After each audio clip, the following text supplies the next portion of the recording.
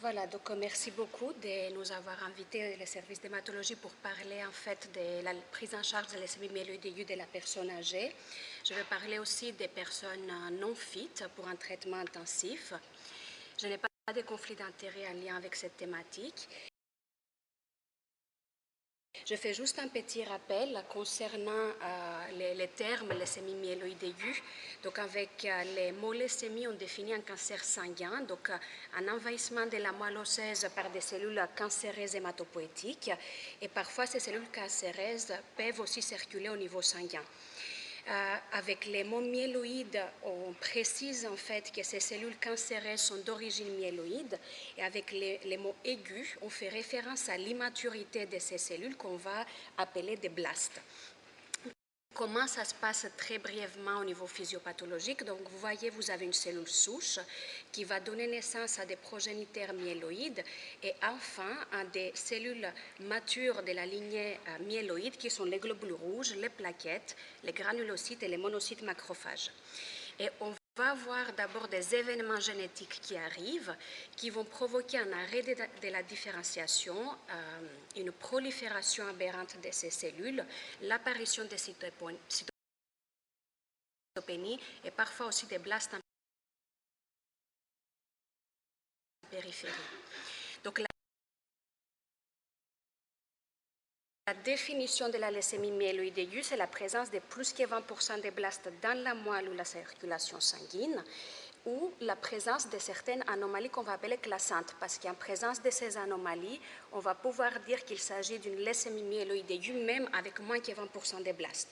Elle peut être de novo, donc une présentation d'emblée comme leucémie aiguë, ou elle peut être sur une transformation d'une autre néoplasie myéloïde, comme par exemple un SMD ou très typiquement la LMMC, la leucémie myélomonostère chronique. Vous voyez en fait qu'il s'agit de 90% de leucémie aiguë de l'adulte, avec un âge médian au diagnostic d'environ 68 ans. Et vous voyez en fait que l'incidence augmente avec l'âge. Et en fait, notre risque individuel entre 40 et 60 ans de développer une leucémie myéloïde aiguë augmente d'environ 10 fois. Ce qui est important, c'est qu'en fait, on ne fait pas bien pour les personnes âgées. Puis vous voyez, en fait, là, les différentes lignes, les rouges, en fait, c'est les années les plus récentes, entre 2012 et 2016. Puis vous voyez, en fait, comment la survie diminue énormément avec l'âge. Donc, chez des individus de moins de 50 ans, on est à une survie d'environ 50%. Par contre, on est très, très mauvais pour les patients de plus que 75 ans. Et puis vous voyez que malgré les progrès, ça ne change pas énormément. Ce que je dis aux patients quand on fait le diagnostic d'une leucémie myéloïde aiguë, je dis, voilà, là maintenant on a pu donner un nom de famille à la maladie et maintenant il faut qu'on puisse lui donner un prénom. Et les prénoms, on va pouvoir les donner avec la présence des anomalies génétiques que vous voyez ici. Ça, c'est des anomalies qu'on appelle classantes. Et ça, c'est important, surtout parce que ça va nous permettre, en fait, de catégoriser la maladie en fonction de son risque. Donc, ça, c'est les recommandations de l'ELN 2022. Donc, vous voyez, en fait, qu'on va classer les maladies en favorables, intermédiaires et adverses. Et globalement, en fait, les maladies favorables, c'est des patients qu'on va traiter avec la chimiothérapie cell et on va pouvoir obtenir la guérison, alors que pour les patients avec une maladie intermédiaire ou adverse, on va devoir aller vers la transplantation des cellules souches hématopoïétiques, la transplantation allogénique, si nous voulons être curatifs. Et pour certaines leucémies, comme c'est par exemple la mutation TP53, on sait que malgré une allogreffe, les résultats restent mauvais en fait. Il est important de se souvenir que cette classification se base sur des données qui proviennent exclusivement des patients traités avec une chimiothérapie intensive et ça ne peut pas être appliqué pour des patients qui soient âgés ou qui sont non fit pour recevoir une chimiothérapie non intensive. C'est la raison pour laquelle, dernièrement, on a une nouvelle classification des risques qui a été publiée pour des patients en fait, qui sont traités avec des thérapies moins intensives. Et puis, vous voyez, à nouveau, on va séparer des patients des risques favorables, intermédiaires ou adverses. Mais là, par contre, la notion change. On ne parle pas de guérison de ces patients. Vous voyez qu'en fait, pour des leucémies favorables, on parle d'une médiane de survie qui est entre 23 et 39 mois. Donc la notion des choses change complètement. Pourquoi avec la chimiothérapie intensive, il y a une telle différence selon l'âge des patients? Alors, il y a des choses qui sont plus ou moins évidentes, on va dire. Souvent, pour les patients plus âgés, on a un statut de performance qui est moins bon et on sait en fait qu'avec un âge avancé et un PSC-COG élevé, on a une mortalité précoce au traitement qui est plus élevée. Aussi, les patients plus âgés ont souvent plusieurs comorbidités. Ces patients sont souvent exclus des études cliniques et en plus, les critères d'exclusion changent énormément d'une étude à l'autre. Et enfin, il y a des caractéristiques propres de la leucémie myéloïde aiguë de la personne âgée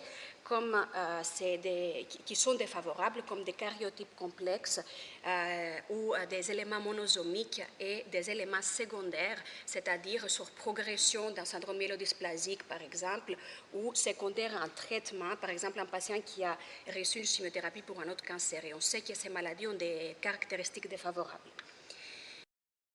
La première question qu'on va devoir répondre, c'est est-ce que notre patient est apte à recevoir une chimiothérapie intensive? Je vous rappelle juste brièvement comment ça se passe une chimiothérapie intensive. En fait, on va donner ce qu'on appelle une chimiothérapie d'induction. On utilise globalement 3 schémas. Un schéma qu'on appelle 7+3, c'est une association de cytarabine et une anthracycline. Un schéma qui s'appelle FLAG-IDA. Là, ça va être fludarabine, cytarabine et idarubicine. Et le FLAG-IDA avec l'association du venetoclax, qui est un traitement péros. Et quand on va donner cette chimiothérapie, on va induire une aplasie. Et pendant cette période d'aplasie, vous voyez qu'on a tout qui descend, les globules blancs, les plaquettes, les globules rouges. Donc les patients sont dépendants des transfusions et ils ont un très haut risque de faire des complications hémorragiques ou infectieuses. Et c'est des patients qui peuvent faire aussi des allers-retours aux soins intensifs. Dans le scénario favorable, on va obtenir la rémission. Et ensuite, on va continuer avec une deuxième induction. Et si on est face à une leucémie favorable, on va procéder à des chimiothérapies de consolidation. Vous voyez, on fait jusqu'à 3 ou 4.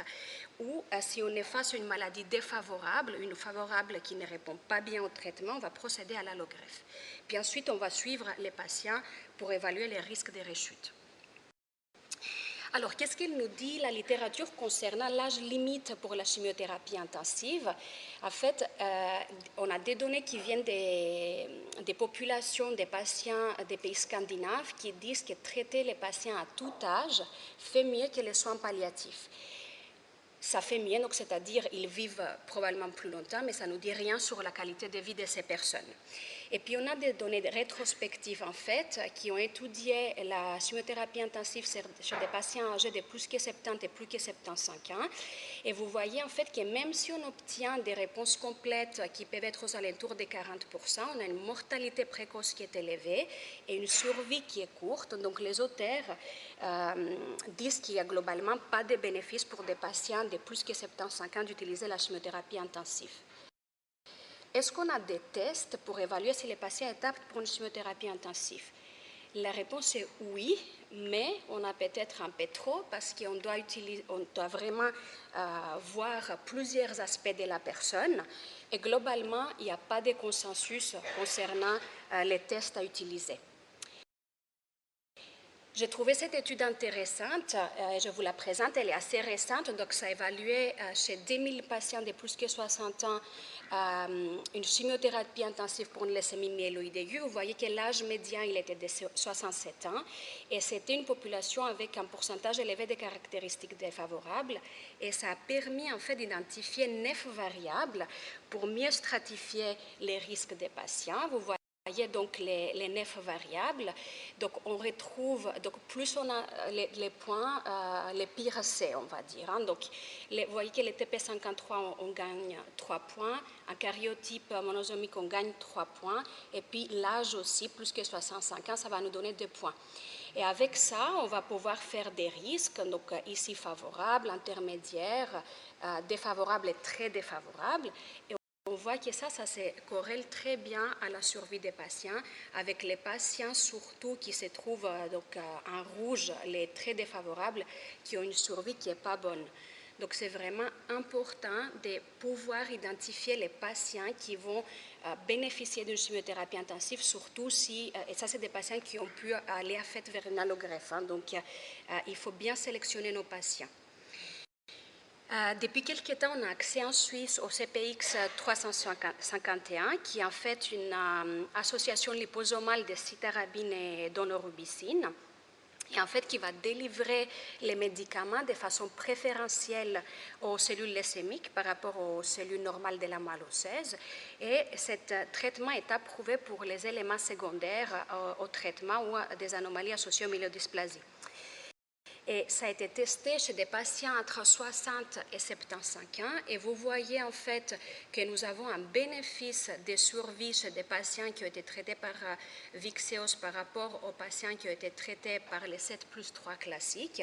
Et surtout, en fait, cette différence de survie elle est plus importante pour les patients qui ont pu bénéficier d'une allogreffe. Et là, en fait, ce qu'on vise toujours chez ces patients, c'est la guérison. Là, maintenant, on est face à un patient, on a décidé qu'il n'est pas apte pour une chimiothérapie intensive. Donc, quel type de chimiothérapie non intensive nous pouvons utiliser? Donc, nous avons depuis environ 10 ans maintenant les agents hypométhylants, typiquement les 5-azacitidines, les Vidaza et la décitabine. Et en fait, on sait que la méthylation aberrante de l'ADN, c'est un des mécanismes du cancer. En fait, ça provoque un silençage des gènes suppresseurs des tumeurs qui sont importants pour la réparation de l'ADN et pour la régulation du cycle cellulaire. Donc, la 5-azacitidine et la décitabine sont des analogues de l'acitidine et en fait, ils vont provoquer une déméthylation, donc une réexpression des gènes suppresseurs des tumeurs et ils vont stimuler la reprogrammation des cellules tumorales.